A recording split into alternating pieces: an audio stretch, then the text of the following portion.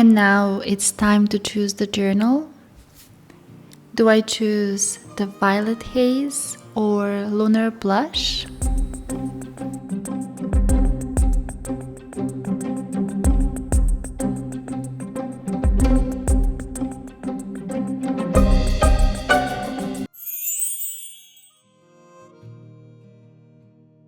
So Violet Haze is going to be my 2025 bullet journal, and now I'm just choosing the stickers. Of course, it's going to be the January Wonder Box, and we're going to pretend like you didn't know.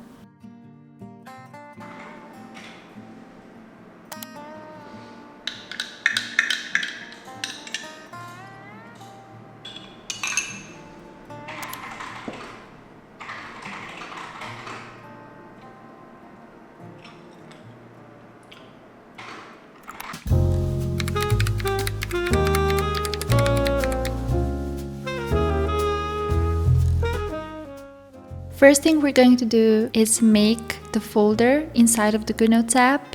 This is where I will store all of the journals and my main bullet journal for 2025.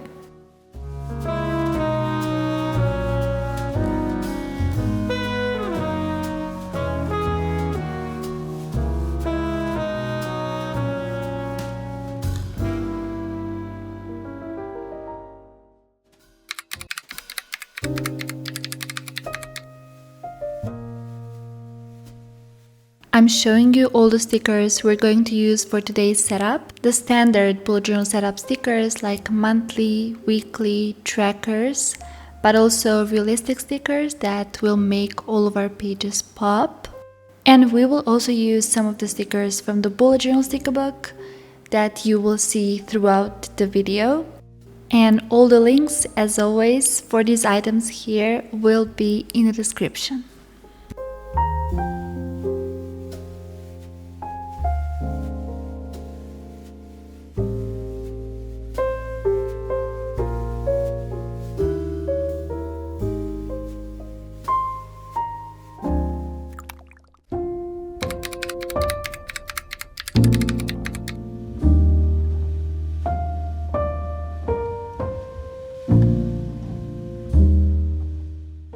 Probably one of the most interesting pages to set up is the first page in your journal. We have this section where you can write to whom this journal belongs to, and I have to give this page a really special treatment in decorations because this is the only page where we see the whole cover, the whole gold cover on the left, as you can see.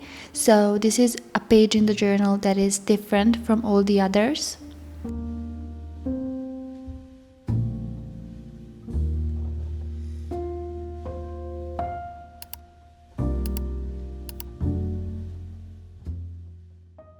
I'm adding everything I can to this page. Basically, I'm adding papers and lots of flowers, also gold elements to match the gold cover, and I wanted to really represent this journal.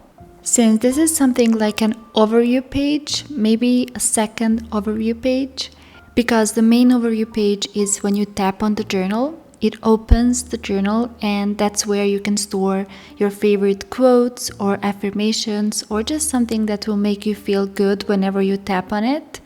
But this one is also the first page you see when you scroll in your PDF. So that's why I think this is also one of the overview pages that you can decorate to feel good and cozy.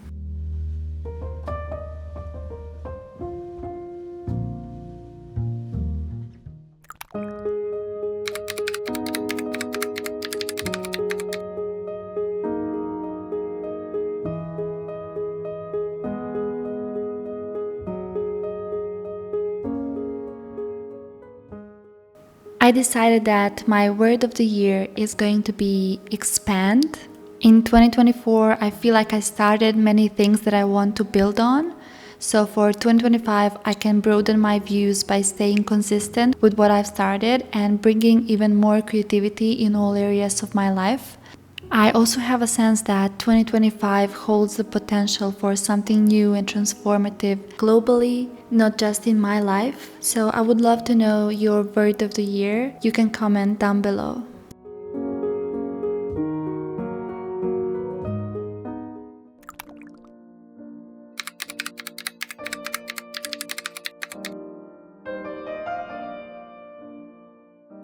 After the word of the year, I want to visualize and concretize some of the goals I had in my mind while deciding on the word. I'm using the Visionboard section in my journal and lots of Pinterest photos for this. One of the goals for me is to work on motion graphics. I've always loved editing videos. I actually started my editing journey when I was very little, and I documented our family vacations and holidays. And I've been using Premiere Pro, which is the professional editing software from Adobe. But I've always wanted to learn After Effects and bring my editing to a different level. So that's what I want to expand on in 2025. I feel like today there are so many easy editing apps with AI tools, but I never really enjoyed using them because they can be very restrictive and professional software just allows for more freedom. Next thing I want to work on is reading more. I was very consistent with my slow reads in the morning in 2024 and I love that. So I think I'm ready to spend more time on reading and not only in the morning. 2024 was not the year of physical activity for me, to be honest. I did walk a fair amount, so this year I want to add cycling to the list and definitely more time in nature. I hope next year I stay more connected to it than to my phone. And also, I love lights, and bringing more aesthetic lighting into my content is one of the visions I have for 2025. I already started working on it in 2024 with the smart lights in our home, but I'm excited to work more on this.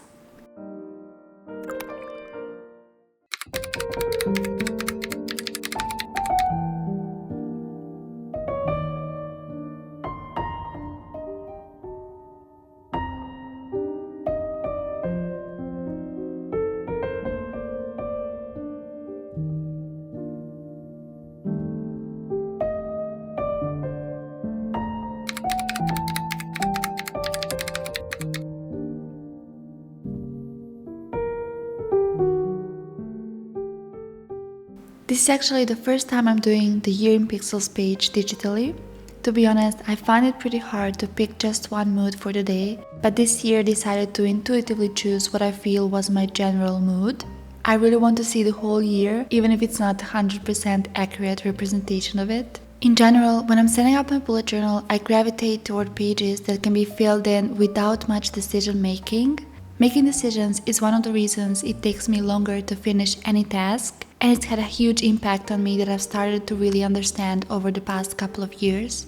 So this year, I'm tackling the decision-making spreads head-on. The time has come to confront this side of myself. It's closely related to perfectionism, and I think little things like this Year in Pixels page can help me ease into improving my decision-making skills in bigger areas.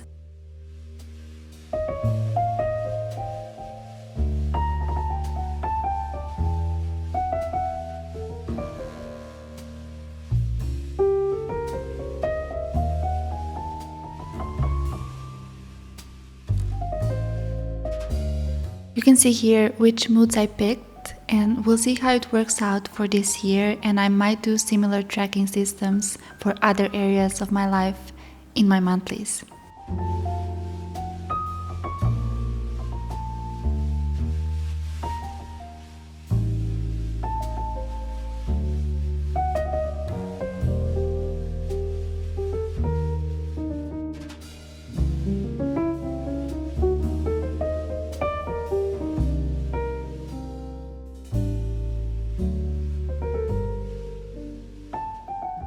Another page that you see here is Moments of 2025, where I'm going to pick just one photo for each month. I did this for my monthly setups a couple of times, but I'm really excited to now have an overview of the year in this form, and I love that I get to see the moods and then the highlights on the same page.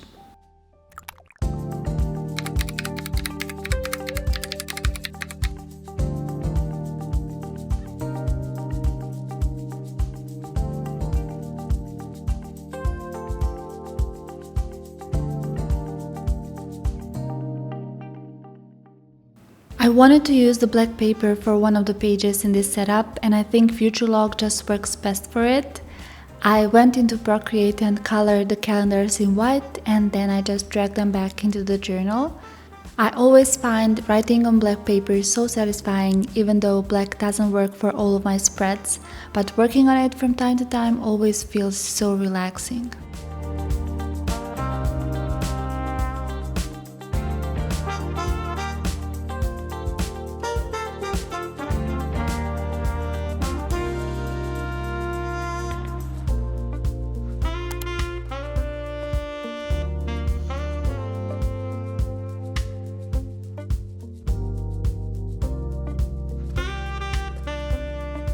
So not only does it feel good to write, but I think it also really looks nice to watch it now. So maybe I can do some more spreads on black in the future.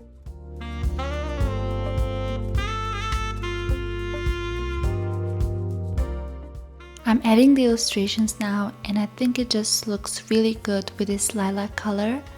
I first added white illustrations on the black, but then I thought that it's too much of a contrast and you can't see the calendars well. So I think this color really completes the spread just the way I wanted it. This is just the calendars page that I want to reference from time to time, so I didn't leave any space for plans here. I might use the highlighter tool to circle the dates that are important to me, but in the next pages of this yearly overview, I have a space for each month to note down any events or reminders. As much as I love a fully decorated page, I also really like to have a more minimal one, and I usually use these for brainstorming or important planning because sometimes it's easier for me to focus when I don't have many distractions to look at.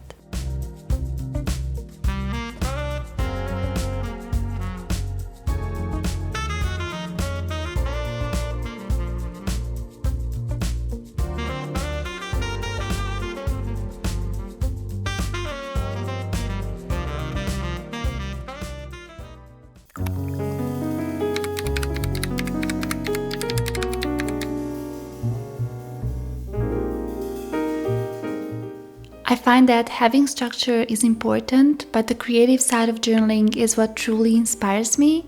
I love making spreads and turning them into works of art.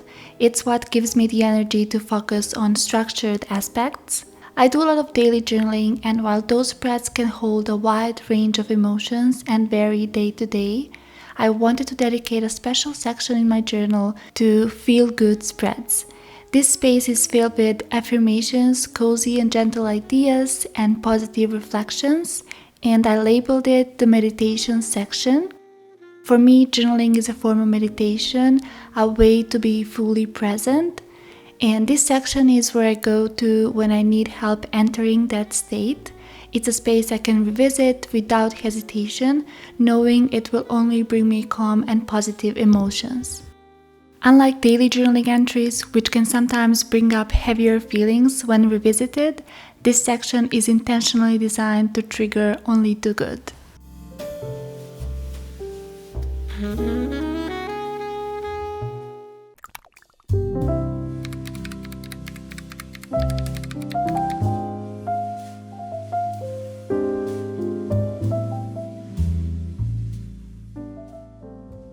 And now we transfer into the monthly setup. I'm using all the illustrations that I showed you in the flip through at the beginning, and I'm using here the highlighter tool to color in some of the clouds. I don't want to color in everything, I just want it to pop a little bit like this. And I'm adding the energy tracker here to represent the fresh energy of the beginning of the year. I'm also adding affirmations. More of the highlighter tool. I love adding these dots everywhere to make the complete spread, and more of the realistic decorative elements.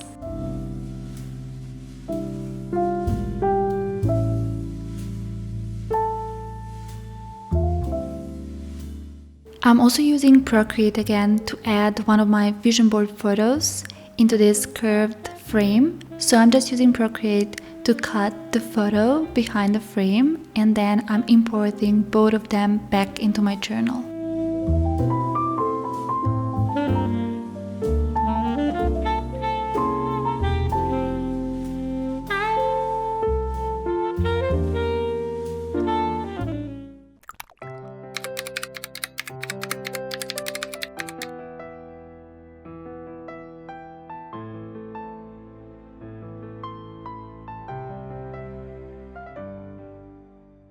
The monthly page is an easy one. I just almost always do it the same way. I add different decorations and it doesn't look all the same in terms of illustrations and all, but in general this structure works really well for me, so I just stay with this kind of monthly log. I add the dates to this calendar and then just write in all the important dates that I have for the month and everything that I already have planned, and then on the right I have the notes section.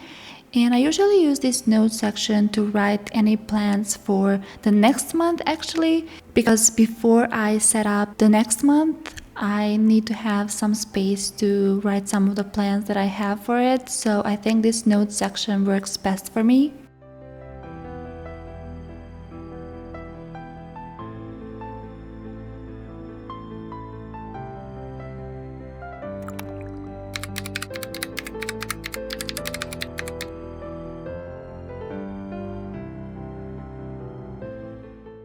Same thing with the weekly log here. I add the pre-made layout that I also made in Procreate, and then I add some realistic stickers on top, add the days and the dates, and my weekly spread is done.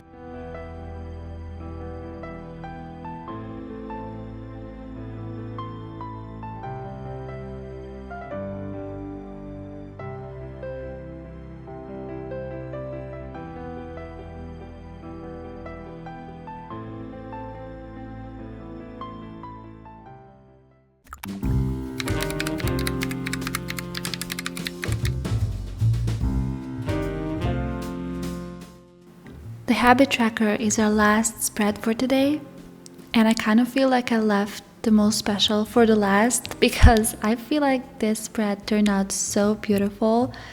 I didn't really have any idea of how I'm going to make it, but I think these illustrations behind the papers with calendars look way too pretty. I cut a few illustrations and added a few more details like highlighters and the dashed lines. And then I added the habits that I want to track, which are the slow read, the 20-minute stretch in the morning, 1 hour of journaling, and no bread. I don't want to eat any bread in January. And then no morning scroll, night read, and no food after 8, as well as 1 hour of walking every day. After this, we are done with our setup. Thank you so much for being here, and please enjoy the final reveal.